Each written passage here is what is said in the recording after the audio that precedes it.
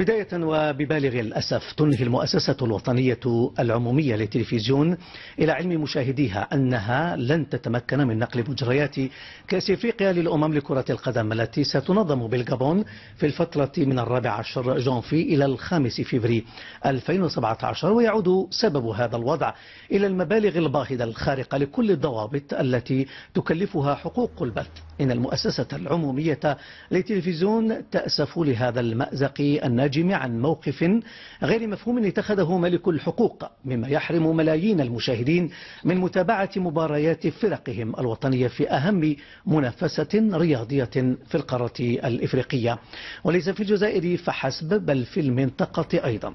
وهذا بالرغم من الجهود التي بذلت من أجل التوصل إلى أسس للتفاهم من شأنها أن تقرب مواقف الأطراف المختلفة. لقد فوجئت المؤسسة العمومية للتلفزيون بمبالغ حقوق البث المطلوبة التي وصلت إلى مستويات لا نظير لها من قبل لنقل تظاهرة رياضية تنظم في إفريقيا.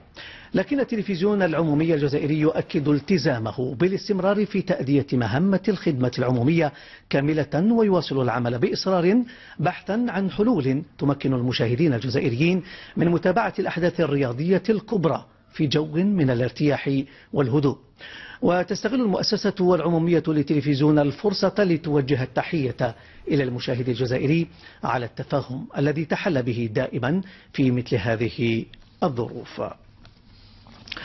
يتوجه المنتخب الوطني لكرة القدم اليوم إلى مدينة فرانسفيل بالغابون على متن طائرة خاصة.